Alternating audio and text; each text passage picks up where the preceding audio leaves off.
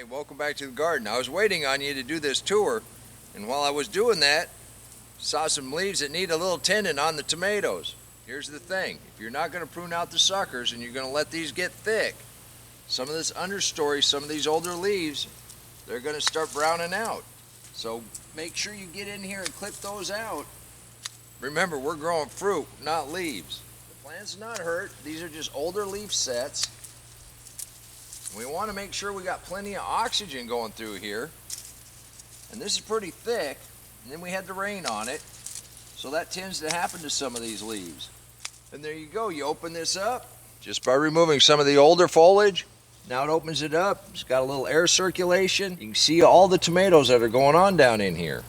Just remember, if you're not going to prune the suckers out of the top, it's going to get thick. You want to stay after it.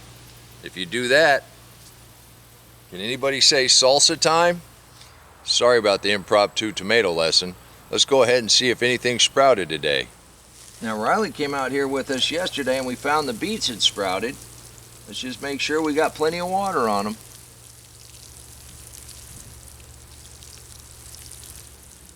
Now I don't see any spinach sprouted, but there may be a couple things. There were some beet seeds and some carrot seeds in this old cold frame. The carrots are coming along nicely. Nothing yet on the collards or the Swiss chard, but I'd really be surprised if we had something sprouting here already. We just put these in the ground. You just want to make sure you keep everything good and moist. The radishes are doing really well. And that's why I suggested, if you've never grown anything before, get a container, put a little soil in it, put some radish seeds in there, keep it moist. You'd be amazed at how you feel once they start coming out of the ground. Oh, look at this, look at this. What do you think? We have lettuce. Even without a mulch covering, making sure you keep it good and moist. I thought it would only be a couple days before these started to sprout. Here I'd be very surprised if we had any peas germinating here.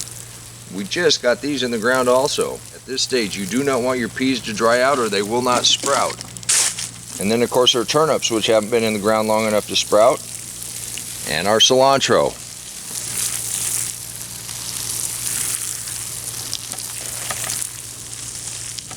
Today's the 7th. We started on August 31st. We've already got radishes up, carrots up, beets up, lettuce up. The arugula is a little ahead. They would be up at the same time as the lettuce. And we also have spinach in, 2 kinds of kale, Swiss chard, collards, peas, turnips, cilantro. Every one of these is a cool weather crop. They will take a light frost. We're going to plant every one of these again in October in the cold frames. Cold frames will come out as we harvest the rest of the garden. It's a continuation of our succession planting. We intend to eat out of the garden all winter long like we have the last 2 years. We're going to use bales, and we have the deep mulch down. The deep mulch and the bales keep the soil warm enough to allow the life in the soil to keep feeding the roots and keep the plants alive. You can do this too, it just takes a little pre-planting and a sheet of plastic. Before it gets real cold, we've got our fall garden to look forward to. These cucumbers are coming along really well. Oh, you gotta see this. Check this out. Oh, this is what I've been waiting for. Look at that. It's turned. I think this is going to be hot. I've got some friends of mine that are going to absolutely love these. All right, I got to try.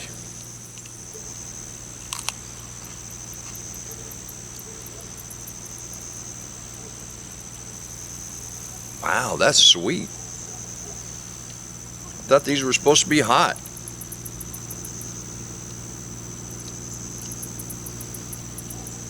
Now, if this is one of those that sneak up on you,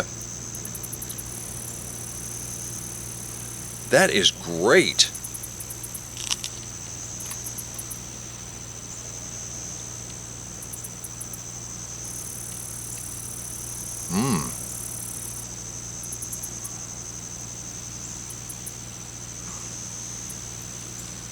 Sorry guys, it's not going to be very hot.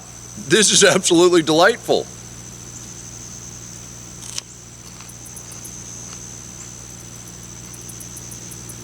Yep, nope, this is just a great pepper. You can do this too. And remember, until next time, take care of yourself, take care of your family, and God bless you. Come on, let's plant. Let's go plant garden.